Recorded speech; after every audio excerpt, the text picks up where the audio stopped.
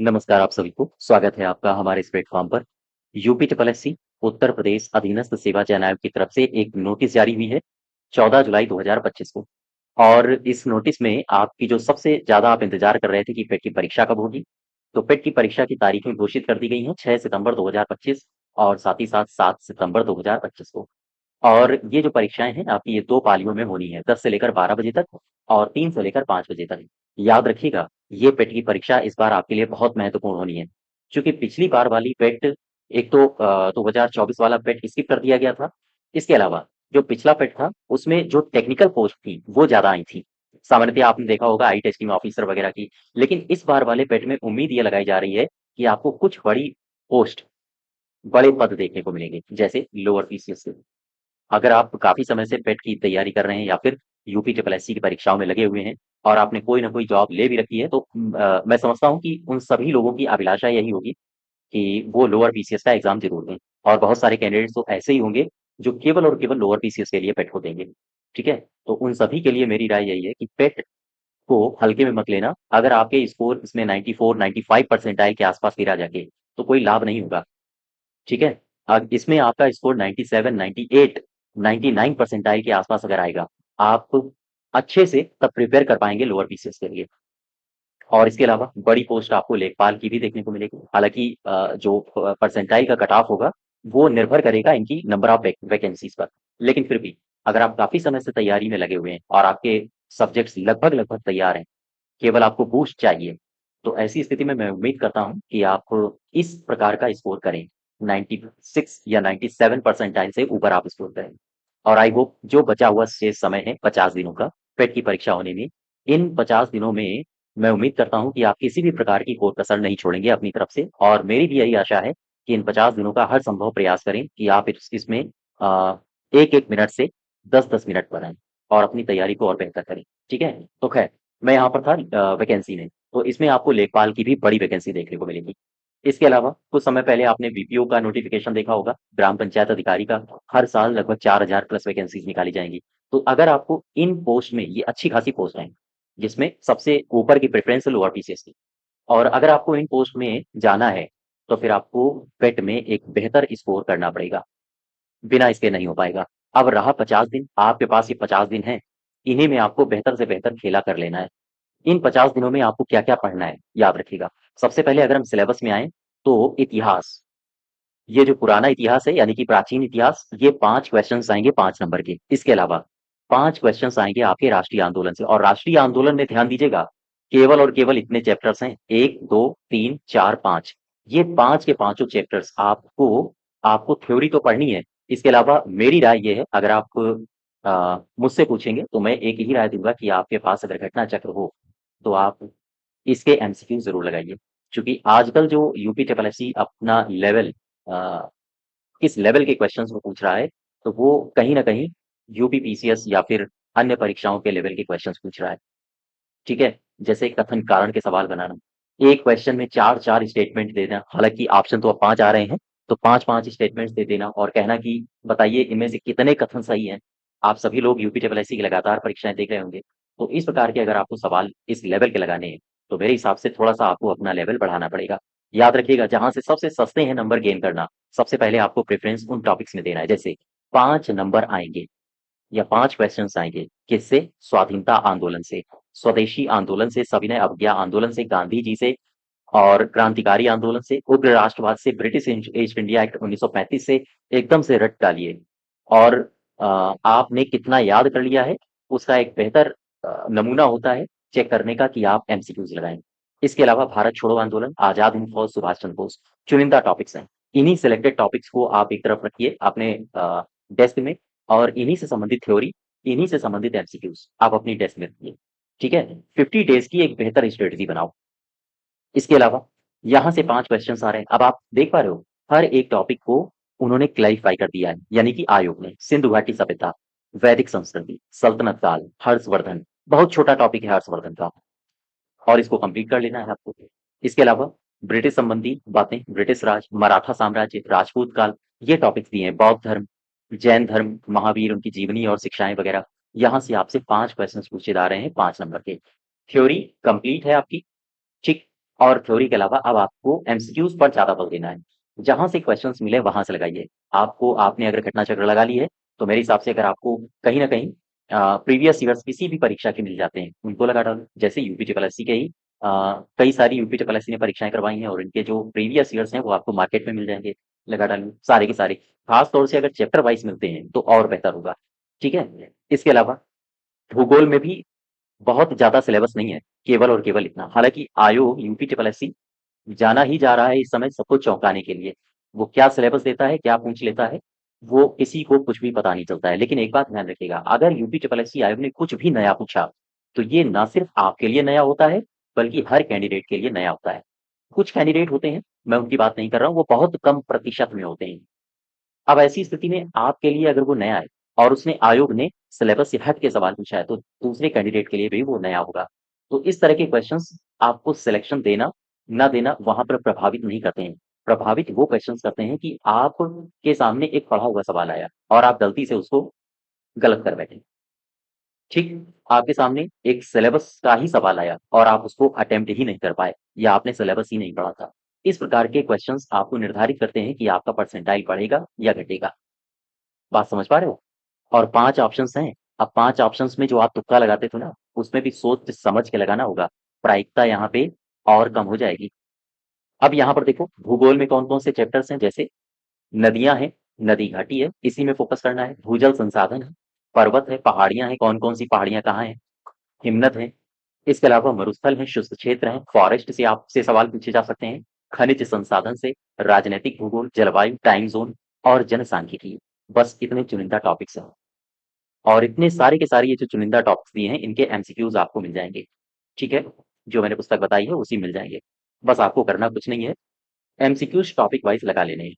और थ्योरी तो आप लगातार प्रतिदिन का टारगेट बनाइए कि हमें टॉपिक ज्यादा तो है नहीं। जैसे आपने इतिहास का टारगेट बनाया, सपोज करो आपने कल का टारगेट बनाया कि हर्षवर्धन काफी छोटा टॉपिक है, राजपूत काल भी छोटा है, तो ऐसे तीन तीन चार चार टॉपिक्स का आप टारगेट बना लो।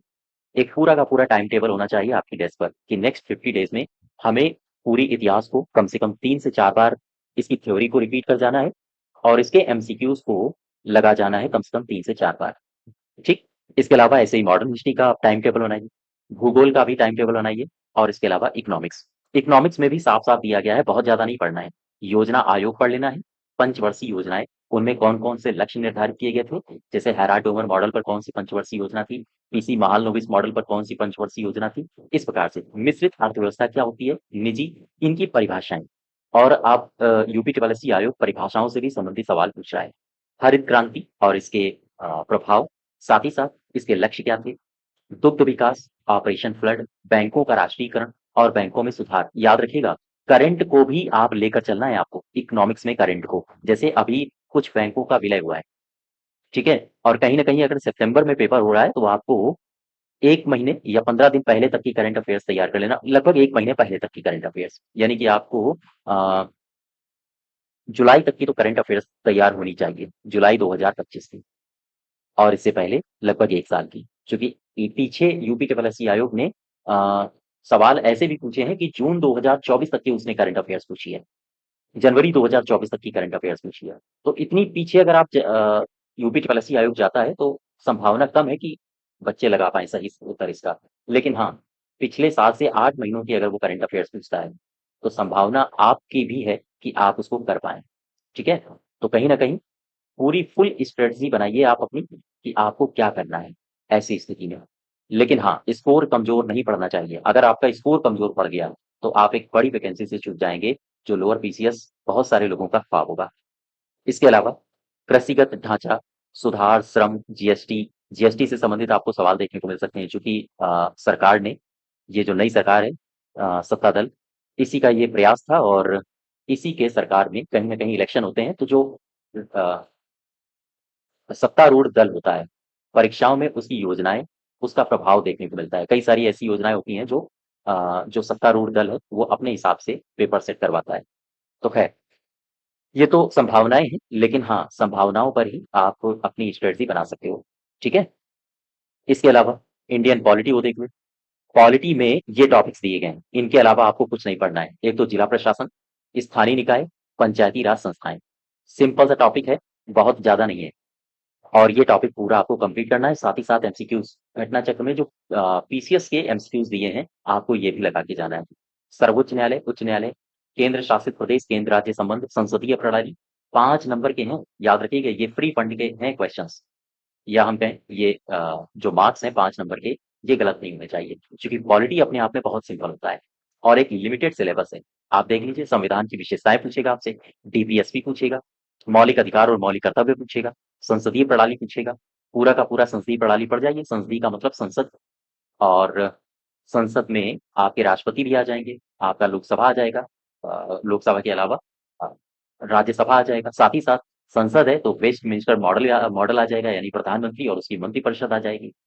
तो पूरा का पूरा यहाँ से, हालांकि केवल और केवल आयोग ने संसदीय प्रणाली लिखा है, लेकिन यहाँ बड़ा चैप्टर आएगा संसद, साथ ही साथ प्रधानमंत्री और उसका मंत्रिपरिषद, ये सारे के सारे चैप्टर्स आपको पढ़ने हैं। ठीक है। अब यहाँ पर आओ, केंद्र राज्य संबंध, यहाँ पर विधायिका वगैरह के बारे में भी आपको पढ़ना पड़ेगा। तो लिमिटेड चैप्टर्स हैं, देख पा रहे हो, और यहाँ ये 5 नंबर आपको दिलाते जाएंगे, सारे के सारे चैप्टर्स की थ्योरी, और इसके बाद आपको एमसीक्यूज लगा के जाना है अच्छे लेवल के। और एक बात मैं और बता दूं, मॉक टेस्ट आपको वही मॉक टेस्ट लगाने हैं, उसी लेवल के लगाने हैं। पिछले साल का मतलब है जो पिछला पेट हुआ था, इस पेट के पेपर को उठा के देख लेना। इस पेट के पेपर के आधार पर, या हम कहें पेपर के ही पैरेलल, अगर कोई मॉक टेस्ट सेट कर रहा है किसी भी संस्था का, उस तरह के मॉक टेस्ट आपको लेने हैं। आप पिछली बार का जब पेट देखेंगे तो उसमें देखेंगे जो मैथ पूछी गई, यानी टेबल, जो चार्ट पूछे गए थे, वो चार्ट भी बड़े शानदार थे। एक दो दो चार्ट दिए थे एक एक क्वेश्चन में, और ऐसी स्थिति में उन्हीं से दोनों चार्ट को सॉल्व करके आपको आंसर देना था। ठीक है। और यकीन जानिए, पिछले वाले पेट में तो बच्चों ने, जिन्होंने 58 नंबर, 59 नंबर, या हम कहें 56 नंबर तक लाए हैं, 100 में 56 नंबर, वो 98 परसेंटाइल, 99 परसेंटाइल के आसपास गए थे। ठीक है। तो पेपर के ऊपर निर्भर करता है कि आपका स्कोर क्या रहेगा, लेकिन फिर भी स्कोर अच्छा ही रखना है आपको। ठीक।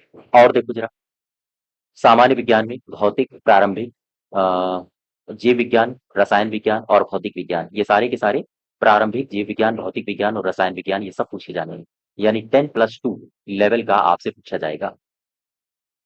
तो फिजिक्स, केमिस्ट्री और बायो, इनको भी आपको पढ़ना है, और साथ ही साथ 5 नंबर का आपसे पूछा जाएगा। मैथ में ये निर्भर करता है आपकी प्रैक्टिस पर, जितनी आपकी प्रैक्टिस होगी उतना ही बेहतर आप स्कोर कर पाएंगे। ठीक। जितनी अच्छी प्रैक्टिस का मतलब है 5 नंबर, ये फ्री के हैं अगर आपने प्रैक्टिस अच्छी कर रखी है। चैप्टर्स भी आपको गिने चुने ही पढ़ने हैं, कौन कौन से, एवरेज पढ़ना है, घातांक, घात, वर्गमूल, अंकगणितीय समीकरण, प्रतिशतता, भिन्न और दशमलव, यहाँ से 5 क्वेश्चंस 5 नंबर के आपको दिला के जाएंगे। लेकिन हाँ, मैथ की प्रैक्टिस अच्छी होनी चाहिए, ये सारे के सारे नंबर आपके कब्जे में होंगे। इसके अलावा सामान्य हिंदी वही टॉपिक्स हैं।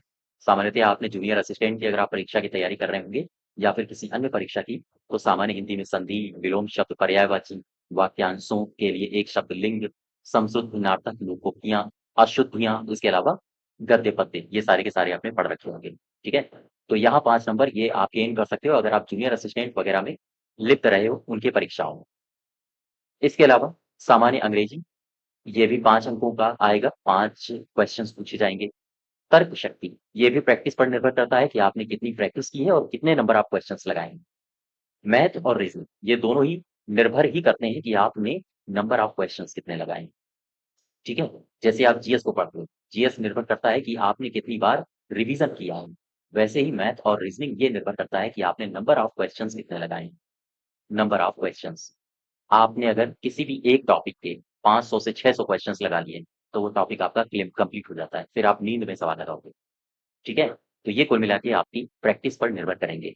साथ ही साथ समसामयिकी, ये महत्वपूर्ण है आपके लिए। ये दोनों टॉपिक्स देख पा रहे हो, समसामयिकी, भारत और वैश्विक करंट अफेयर्स पूछा जाना है। इसके अलावा जागरूकता, ये है स्टैटिक जीके, जैसे भारत के पड़ोसी देश, साथ ही साथ देश, राजधानी और मुद्राएं, भारत के राज्य, केंद्र शासित प्रदेश। इसके अलावा ये पॉलिटी आ गई यहाँ पर, भारत की संसद आपको पढ़ना है, राज्यसभा, लोकसभा, विधानसभा, विधान परिषद, ये वही है जो ऊपर पॉलिटी में आपका सिलेबस दिया गया था कि संसदीय व्यवस्था, वो संसदीय व्यवस्था इसने यहाँ पर डाल दी है। ठीक। और अंतर्राष्ट्रीय दिवस, ये स्टैटिक जीके, अंतर्राष्ट्रीय संगठन और मुख्यालय, भारतीय पर्यटन स्थल, भारत और विश्व के खेल, अगर आप चाहो तो ये सारा का सारा पोर्शन आपको लूसेंट का पार्ट विविध में मिल जाएगा। सारा का सारा का मतलब है भारत के विश्व खेल ये सब मिल जाएगा, कला संस्कृति आपको मिल सकती है, भारत के पर्यटन स्थल भी मिल जाएंगे, विश्व के संगठन और मुख्यालय भी मिल जाएंगे। ये सारे टॉपिक्स आपको लूसेंट के पीछे वाले पार्ट में मिल जाएंगे, तो आप इनको वहां से कवर कर सकते हो। ठीक है, इसके अलावा ये आप पॉलिटी पढ़ोगे, संसदीय व्यवस्था, देश राजधानी मुद्राएं, तो यहाँ से आप देख पा रहे हो 20 नंबर का आपसे पूछा जाएगा। साथ ही साथ पुरस्कार विजेता ये भी आपको वही मिल जाएगा, ल्यूसेंट का पीछे वाला पार्ट यानी विविध। ठीक है, और जलवायु परिवर्तन, पुस्तक और साथ ही साथ अनुसंधान संगठन। अच्छा, ये जो टॉपिक्स हैं जैसे गद्यांश, ये फ्री का टॉपिक होता है। फ्री का टॉपिक का मतलब है इसमें हो सकता है जैसे 2 गद्यांश आएंगे तो 1 या 2 क्वेश्चंस में आप फंसोगे जिसमें टाइटल पूछता है। हालांकि वो भी सवाल हो जाते हैं, लेकिन फिर भी मैं मान के चलता हूँ कि हो सकता है कठिन टाइटल पूछ लिया, लेकिन बाकी जितने भी सवाल आते हैं उसके उत्तर इसी गद्यांश में होते हैं, इसलिए ये सरल होता है। 10 नंबर यहाँ से लाए जा सकते हैं। ग्राफ और तालिका, ये टॉपिक्स पर आपको प्रैक्टिस करनी है, ग्राफ और तालिका पर। और पिछली बार के जो ग्राफ थे, पाई चार्ट था या फिर किसी भी अन्य प्रकार के ग्राफ, इनसे जो सवाल आए थे वो अच्छे लेवल के आए। इसलिए इस बार आपको किसी भी प्रकार से ऐसे सवालों पर समय व्यतीत नहीं करना है जो कहीं न कहीं आप जिनको हल कर लेते हो। कुछ नए सवाल पढ़ना, अभी आपके पास 50 दिन है, भरपूर समय है, लगभग 2 महीने का समय आप मान के चलिए, 50 दिन का, ठीक है? तो बेहतर लेवल के सवाल आपको यहाँ पर करने हैं। और ये है आपका सिलेबस, ठीक है? आई होप आप इस सिलेबस के आधार पर आप अपना स्कोर और ज़्यादा से ज़्यादा बेहतर कर पाएँगे। मुझे उम्मीद है कि आप सब लोग टेट 2025 में 97 से लेकर 99 परसेंटाइल के आसपास स्कोर करेंगे। पेपर टफ होगा तो सबके लिए होगा, याद रखिएगा। और आप बेहतर स्कोर इसलिए भी करिए, मेरी राय ये है, चूँकि आप अगर ग्रेजुएट हैं और लोअर पीसीएस की वैकेंसी अगर इस पेट से आती है, तो ये आपके लिए अच्छा अवसर है।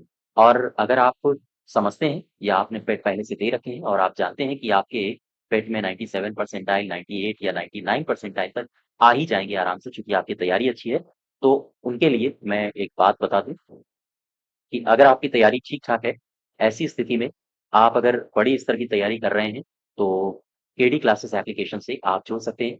इसमें आगे आने वाली जो भी परीक्षाएँ हैं, अभी से इनमें फाउंडेशन कोर्स चलाए जा रहे हैं। जैसे अभी भारत का संविधान और राज्य व्यवस्था की क्लासेस चल रही हैं।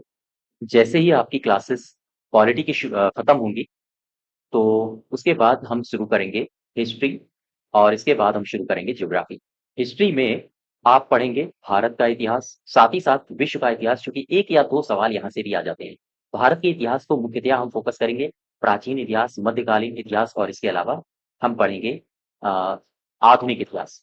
और ये 3 के तीनों पार्ट इतिहास के डिस्कस करेंगे हम मैप से और साथ ही साथ कॉन्सेप्ट को पढ़ते हुए, ताकि आप कथन, कारण, निष्कर्ष के भी सवाल कर पाएँ। ठीक है? और इसके बाद ज्योग्राफी में भारत का भूगोल, विश्व का भूगोल, प्राकृतिक भूगोल, राजनैतिक भूगोल और साथ ही साथ एक पार्ट आपका हम कराएँगे मैप। चूँकि आपको पता होगा चाहे आरओ एआरओ की परीक्षा हो या लोअर पीसीएस की परीक्षा हो, अगर आपको बड़े एग्ज़ाम्स फाइट करने हैं, तो आपको मैप आना चाहिए। तो ये क्लासेस चल रही हैं भारत की संविधान और राज्य व्यवस्था की। अगर आप इनको जॉइन करना चाहते हो, तो आप हमारे एप्लीकेशन में आके केडी 01 कूपन कोड का इस्तेमाल कर लीजिए, तो आपके प्राइसेस कम हो जाएँगे और आप इससे एनरोल हो पाएँगे, ठीक है? और इसके अलावा जैसे ही ये क्लासेस समाप्त होती हैं, ज्योग्राफी और इसके बाद फिर हिस्ट्री की क्लास और इसके बाद फिर और भी कई सारे जो सब्जेक्ट्स आपके हैं, जैसे साइंस है या फिर इकोनॉमी है, इन सब्जेक्ट्स को हम एक कॉन्सेप्ट के साथ आपको क्लियर करवाएँगे। ठीक है? और आगे आने वाली जो भी परीक्षाएँ, चाहे लोअर पीसीएस की परीक्षा हो या फिर लेखपाल की परीक्षा हो या फिर वीपीओ या वीडियो की परीक्षा हो, जिनमें जीएस पूछी जाती है, तो आप यहाँ से एक ही बार में कवर कर लेंगे। अब आप सोच के देखिए, अगर आपने अभी से ये फाउंडेशन बैचेस में एनरोल किया और आपने सारा का सारा सिलेबस कंप्लीट कर लिया, उस समय जब वैकेंसीज़ आएँगी, तब आपके पास ये अवसर होगा कि आपने सिलेबस तो पढ़ ही लिया है, बस आप केवल और केवल मॉक टेस्ट दीजिए और थ्योरी का रिवीजन करिए। आप एक साधारण बच्चे से बहुत आगे हो जाएँगे। एक व्यक्ति या एक परीक्षार्थी जब ये तय कर रहा होगा कि हाँ ठीक है, वैकेंसी आ गई है, अब मुझे कहाँ पढ़ना चाहिए? मैं सिलेबस कैसे कंप्लीट करूँ? तब तक आप सिलेबस कंप्लीट कर चुके होंगे। और अगर सिलेबस कंप्लीट कर लिया है, जब वो सिलेबस कंप्लीट कर रहा होगा, तब आप मॉक टेस्ट दे रहे होंगे। तब आप वैसे ही उससे आगे निकल गए, ठीक है? और आपका जो सिलेक्शन होगा, वो धड़ाम से हो जाएगा। इसके अलावा अगर आप एप्लीकेशन में आते हैं, तो यूपी ट्रिपल एससी के लिए यूपी जीके और कंप्यूटर के बैच भी आपको मिल जाएँगे। केडी 21 कूपन कोड का इस्तेमाल करके आप उनसे एनरोल कर लीजिए। और अगर आप अलग-अलग बैचेज़ लेना चाहते हैं, तो उत्तर प्रदेश सामान्य अध्ययन का अलग बैच, कंप्यूटर का अलग बैच जिसमें नवीन जो चैप्टर्स हैं आपके इन सबको कंप्लीट कराया गया है। तो आप चाहें तो ये सारे के सारे बैचेज़ से एनरोल कर सकते हैं। तो ये आपका सिलेबस है, इस सिलेबस के आधार पर यानी पेट की परीक्षा आपको देनी है, इसी सिलेबस के आधार पर और उम्मीद करिए, कोशिश करिए कि आपका स्कोर बेहतर से बेहतर हो। ठीक है? तो आज यहीं तक रखते हैं। धन्यवाद।